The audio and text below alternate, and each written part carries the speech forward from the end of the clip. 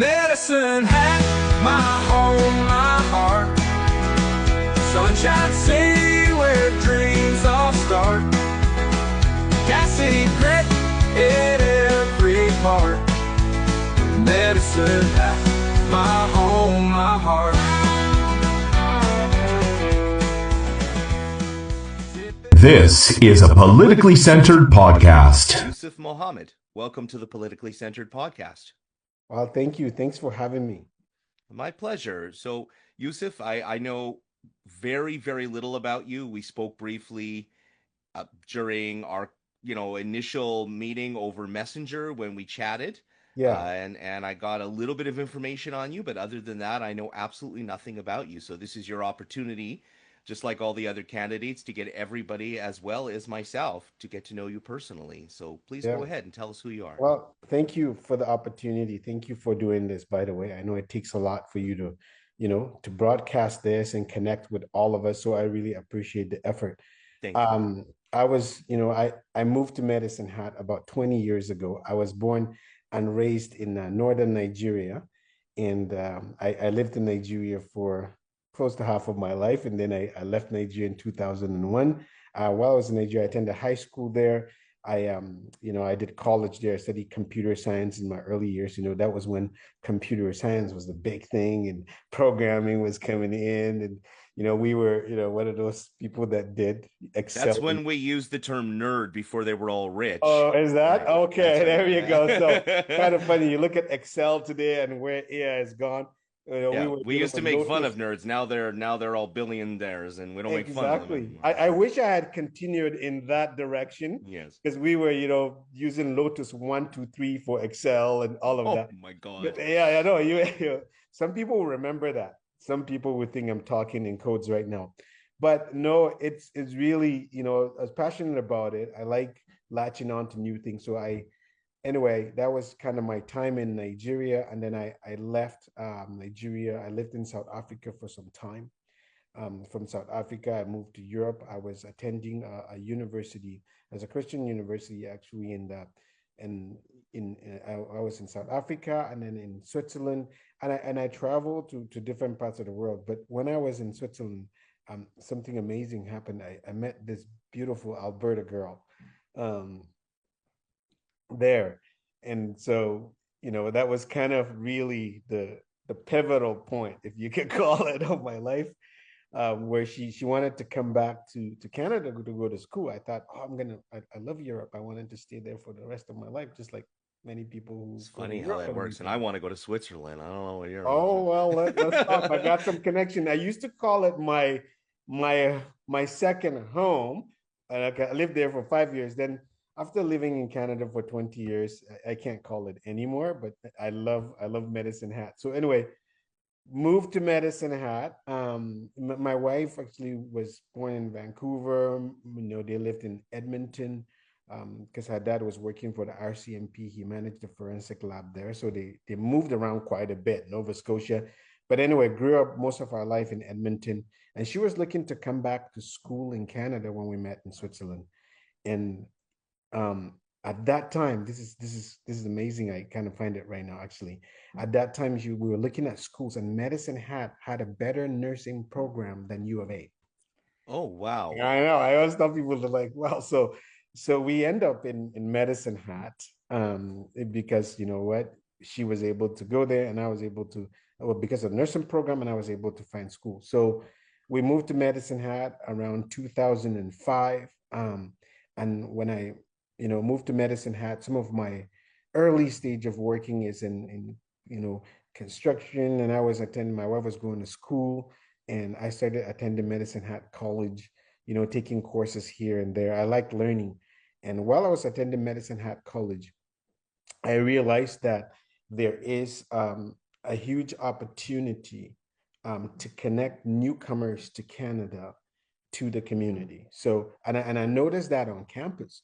So I started talking to some students because, again, I came from a background of being an international student. So everywhere I go, when I see international students, when I see newcomers, I kind of navigate towards them because we have the same, challenges. If you travel around the world, you probably kind of, realize that when you see someone that looks like you or a Canadian somewhere that they have some kind of Canada, what do you call it? Flag or a badge, you kind of go and talk to them, It's right? true. I spent for over 4 years growing up in a foreign country in the Middle East. Yeah. And I remember, if I was walking around and I saw a Canadian flag, it was like a kid in a candy store.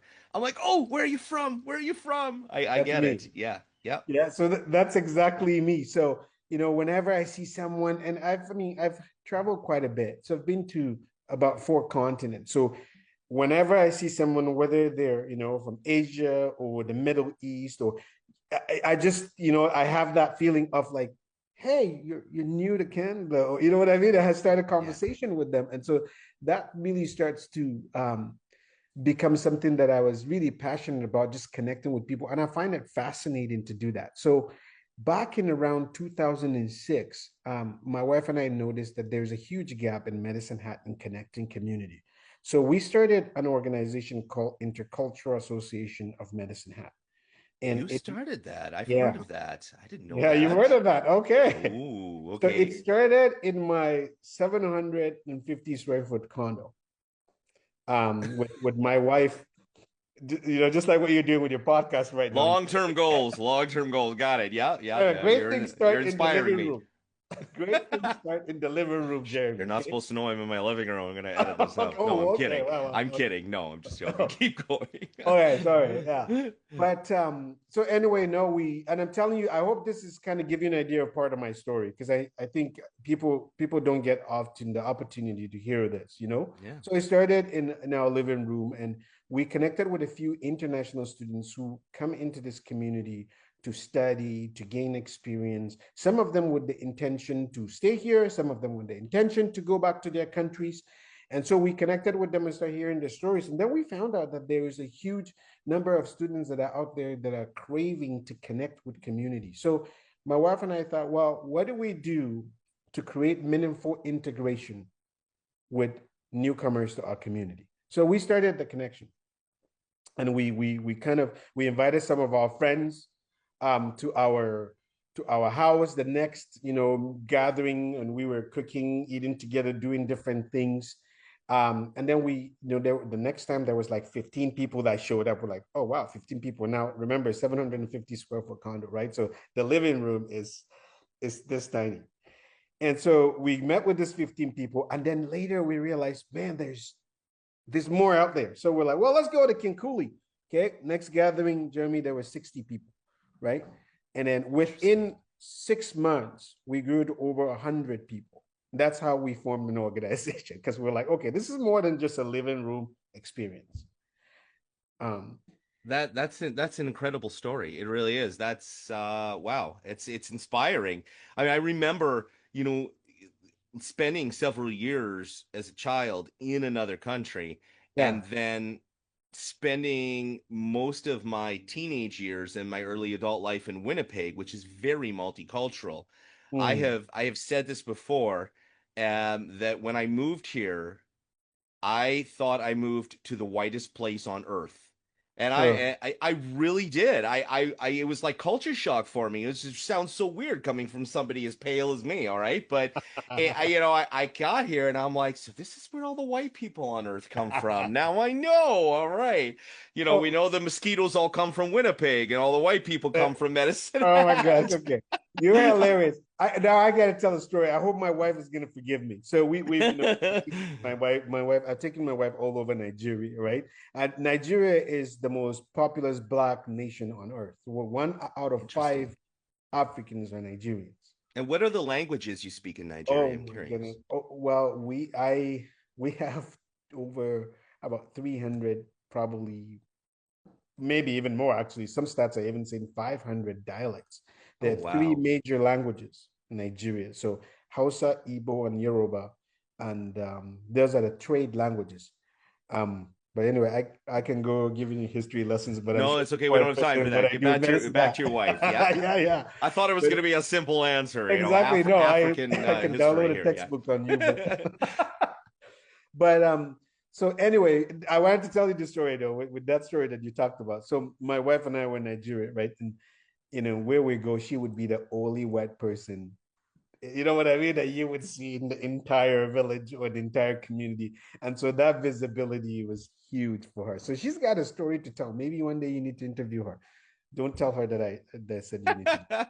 Well, But hey, I'm more than happy to have another interview with you on a one-to-one and outside of your campaign interview and get to know you a little bit better. I think that getting, you by definition, I guess, would be an ethnic part of our community.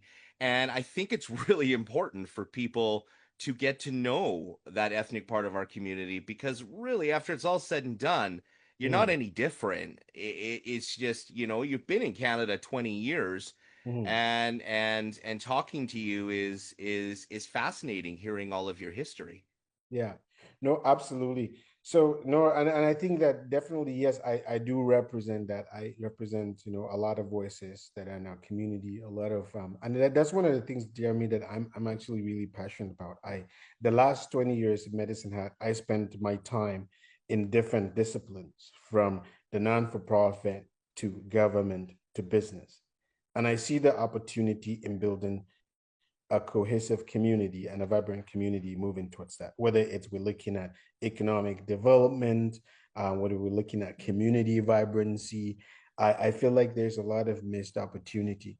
And one of the reasons why I was telling you some of that grassroots story of my journey in Medicine Hat is that's one of the reasons really why I chose to run today. I chose to run today because I spent the last 20 years of my life in medicine had seen a community in need, just like the story that I told you, of starting the connection differently from our living room. And the story of what we have done is not necessarily my story or my wife's story. Actually, what really is, just like somebody says, if a movement starts, who started the movement? And I don't remember a few years ago if you see there's a video, floating on YouTube whereby a guy came on the beach and they were dancing. And then later another guy joined. And I remember being in university class, a professor said, who started the movement? It was the second person that joined the movement, I've not the seen first person that psychology started the videos movement. like that many times. I Yes. understand. Yes. So, and this is a story that I think I want medicine had to understand. And I think for us, some of the things that we've been able to see and do is it comes with community support. I realize that this community is actually amazing when it comes to collaboration, at least to my experience. Because we when we started what we were doing, the amount of people that joined in community to help build it was what made it successful. And although people can say, "Oh, Medicine Hat is," I've heard words like, redneck community, all of that kind of thing. People say all that kind of stuff.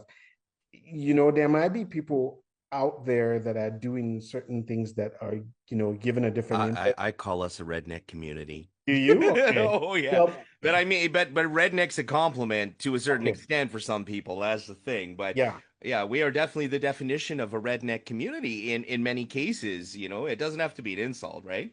Yeah, it's not an insult, and I Yeah. again, and people can take it negative or positive. Yeah. Like you said, and that's one of the things that I actually love about our community. We have a lot of people. If they say they're gonna do stuff, they will do it, and we can get things done. And that's been my experience. I've had the opportunity to work with different people in this community. People have told me, oh, this group is difficult or this to navigate, and you know what? We had the opportunity to go in there and work with people and connect with them and negotiate where we need to negotiate. So anyway, from a community building capacity, for me, it's been amazing. It's been positive. I can point out a lot of things from the cultural community side. I've worked with different stakeholders, from businesses to city to, so I'm one of those people absolutely that have a positive view of community. And just like I told you, when we saw that gap in connectedness, we jump in and we try to fill in the gap. That's actually my disposition to community building. And everybody that knows me can tell you that. I go, okay, what are the obstacles and what would it take to remove the obstacles so that we can move forward? And that's, because again, we need to build community. I mean, there's negative sides to different things, but how do we move forward is the question that I really want to ask as we move. Yeah. So anyway, you direct me when you need to. I can move. No, you know what? I'm just going to mute my mic and let you talk. I'm enjoying this interview. You're easy, man. I'll tell you. You keep doing this. I haven't endorsed anybody, but wow, I'm very impressed with your communication skills. There's things I like and dislike about all the candidates, but your ability to communicate, what I'm hearing is 4 years of no communication and fighting on city council coming to an end. Seriously, that's what I'm hearing, okay?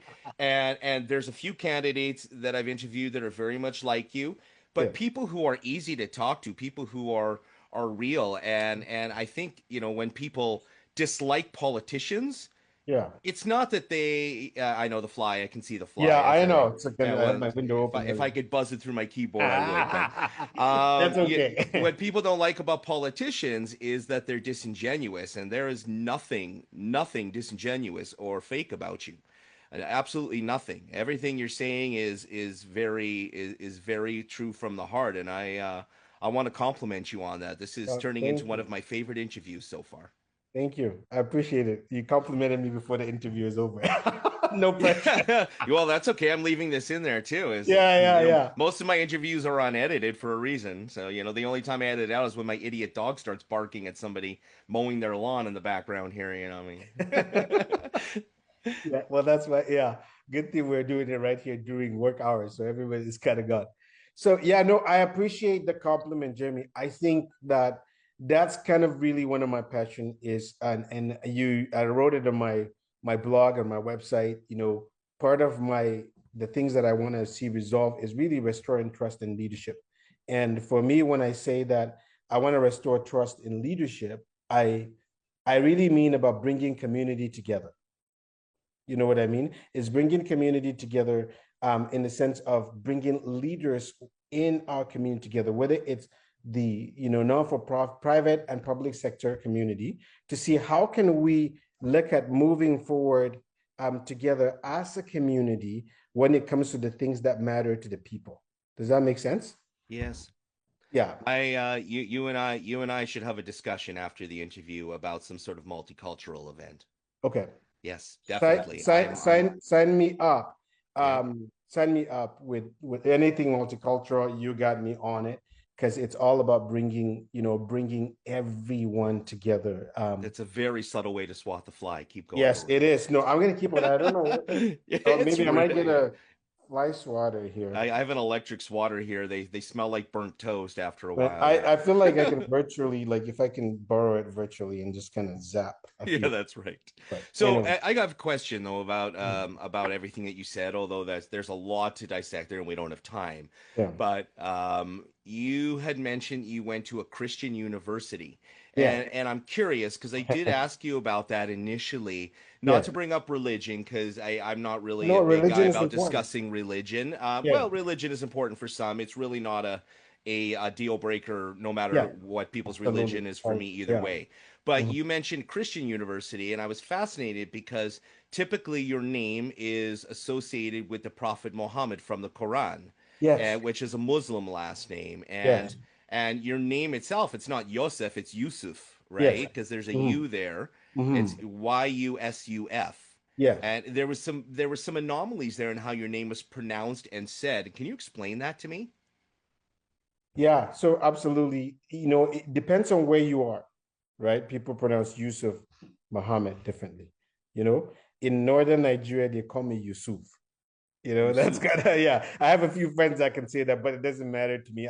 My favorite is a German kid when I was in Germany trying to pronounce my name. He called me Fuzu, right? So, and I mean, I got Jose, I've got, you know what I mean? And obviously Mohammed, people have different ways of spelling it. I've been called Yarami a couple of times. There's no J in some dialects, right? Yarami? Yeah. Yeah. Yeah. So anyway, no, I get that. And I think that sometimes the misconception is definitely people looking at my name as religion. They look at it and they think different, like, he's Muslim, or you know what I mean? And I'm not saying, and I want to talk about that because I think that's really important, Jeremy, for people to understand my background when it comes to that, right? My grandfather came from the Muslim community, and we have um we have about 99% of the people, well, maybe as a high percentage, but a huge majority of the people in It was my an estimation. I understand. are Muslims. And one of the things that I appreciate about that is I grew up learning to appreciate diversity of religion and diversity of culture. That's something that I would say is embedded in me because I have family that are on both sides. I have family that are Christians, I have family that are Muslims, and we've learned to live respectively. If you Google the region that I'm from in Nigeria, there's some challenges that when it comes to that. But one of the things that I would say that my parents did an incredible job is in really raising us to respect other people, to have that open-mindedness, that curiosity, to be able to set aside our differences when we have a task to do, when we have, you know what I mean? Like anything that we need to do, to really not allow that to be the forefront of how you treat other people or how you respect them. So that's something that I would say that my background has helped me to be able to appreciate. Kindness, generosity, compassion are not a nationality or a religion. There you go. Yes. No, Yes. I thank you for summarizing that.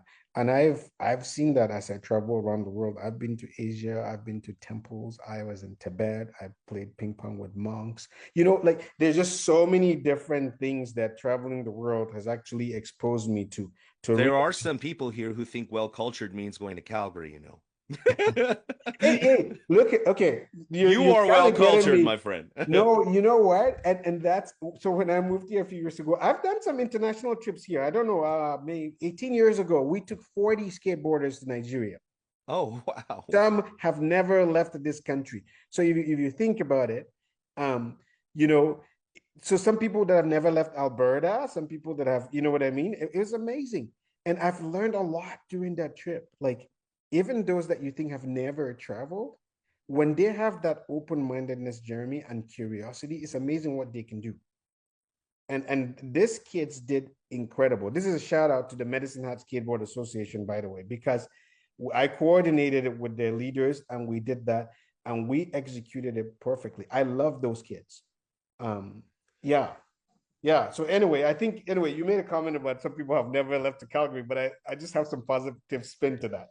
No, it's great. Like I said, I mean, I'm only the only thing that's disappointing me is we're coming to the end of our interview. I could talk to you for hours, but the problem is that, if you look at the algorithms, when you go over about 45 minutes, people must start snoring because they start going down. Oh But yeah, and this has been an absolutely amazing interview. I'm sure the comments will reflect that yeah. when Do I we have post 2 minutes this. to talk about anything else? Absolutely. You know what? Start talking about your campaign. You have about Okay. 5 minutes left, and Okay. please go ahead. I won't Perfect. say a thing. No, absolutely. Thank you. I'm glad that we, got to know me a little bit there. I think one of the things that the area that I've spent working on in the last, let's say, 5 years is in the area of workforce development, especially in our region. The challenges that we're seeing right now is, and I think for me is in this campaign, is how do we promote economic growth, but also economic development. And I see the importance of definitely workforce development because the last few years I spend my time really working with recruiting and placing talent into the workforce. There are some talents that we're lacking in this region, and I've used some of that opportunity and that skills that I've learned, whether it's locally or around the world, to help companies to be able to hire. A few years ago, I was contracted with deploying a provincial program that has to do with mentoring for skilled newcomers, and that included scanning the environment, scanning the region, and seeing how do we take the talents that are in this region, create mentoring program for them, and put them into the industry. And that was very successful. We started this program as a volunteer opportunity. for companies to sign up and do, or individuals to sign up and do. And we end up with about a 95% or more even success rate of people who mentored end up hiring their mentees. So it showed us the gap that we have in our community of people who are underemployed. And I think that that's a huge opportunity for this community. Especially, we started seeing people who would move to this region wanting to have meaningful employment, but they end up moving out of Medicine Hat because you know what? There's no meaningful employment here. But where we find the gaps were in actually the opportunity for mentorship and for community people to say, hey, we're willing to take on something that that would help us to actually, upskill people and put them into relevant employment. So I'm really passionate about that kind of program. Recently, I'm working on another program, and I've done some of that with employer training in some of my consulting work when it has to, how do we help people, organizations to create cohesive workplaces? I Because think you when you may have, have, sorry to interrupt you, you may have just also hit the nail on the head on one of the problems why all our youth leave Medicine Hat. exactly. Yes, And, absolutely. and that's really important. That's what we're finding. So actually, I was part of our conversations a few years ago when we were doing the research around the area and seeing how can we retain people, right? How can we retain people in this community? And some of the conversations that we had with youth is we don't have a lot of mid-level management jobs in our community. So think about it. You start working for as an entry-level position, that next level up whereby you can actually scale up in your career development, we're losing people within that range. So that mid-level management jobs that people Where can. where can all of our viewers find all this information? Is it posted online somewhere? Can I link to it? I'd have to think when we developed the program, Mhm. well, this was from a conversation on research like that when we were having like what do you call the focus groups, right? I'm just singular conversations that came If from. you have this But if you, documented anywhere, I'd love to be yeah, able to if you publish it like, for you. you look at the like Alberta the labor force projection from now to 2030. There's some data in there that would show you the cumulative imbalance of that we're facing within Alberta and the need to recruit more workforce and what we will be at in the next 15, 20 years. So you would be able to see that. And yeah, anyway, but that's quite a bit of data. I can probably send you some links when it comes to some of the projections and maybe some of the things that we did a lot of some qualitative research asking people to around the community just to find out where the gaps are, where the challenges are. So I'm singling out some of the comments that came from why would you want to leave town. And also I want to let you know, like some of even our work with the skilled newcomers that are coming into community, personally I can count, man, 30 or so young people who came here, lived here for 1 or 2 years. We lost them to other communities. Yeah. You know, Especially Lethbridge seems to be a huge draw for young people, and they're not that much bigger than us. yeah. I've also transitioned quite a few, whether it's Ukrainians that moved here into industry. Some of the sad ones that I would say, I remember there's a guy, he's a master electrician, very smart guy, did a lot of different things and tried so hard to get into industry. Medicine Hat didn't work out. Went to Calgary on a Saturday, did an interview. Everyone in Medicine Hat was offering him, low wage to do certain things. $60 an hour, somebody grabbed it because of Wow. his skill, right? And so here's the catch, Jeremy, for me. And in doing this, a lot of this workforce development work with different businesses in our community, but also working with different talents, where I see that the challenge is some of these people are highly skilled, but we're not what do you call it, capturing those hidden talents that are there. And so they go to communities whereby people are willing to take the time, connect with them, interview them, hire them, and they keep them. And some of the companies that were able to hire here locally, they love their employees. They have kept them for a very long time. So one of the things that we're trying to do is to become that bridge for employers. How do we provide the relevant training that would help people to source the right talent? And so these are some of the things that we've been looking at and we've been really working on. Wow. I'm so beyond impressed, actually. I really am. This is just yeah, I all I have to say is wow. And there's very few times where I don't know what to say, but I'm very impressed. Yeah, I'm actually speechless. You present yourself extraordinarily well, and I sincerely hope you do well during the election. I won't endorse anybody through the podcast, but Absolutely. privately, absolutely, I will tell people who I will be voting for privately and who my favorites are.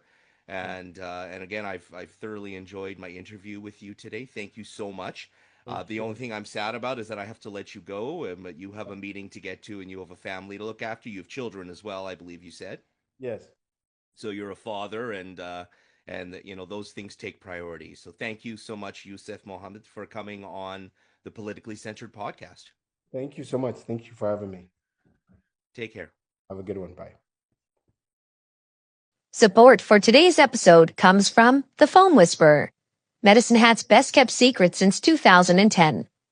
Serving Medicine Hat and area for over 15 years. Created by the mind behind iFix phones. Need a fix? Call 403-488-1220. The Phone Whisperer. Welcome home, Hatters.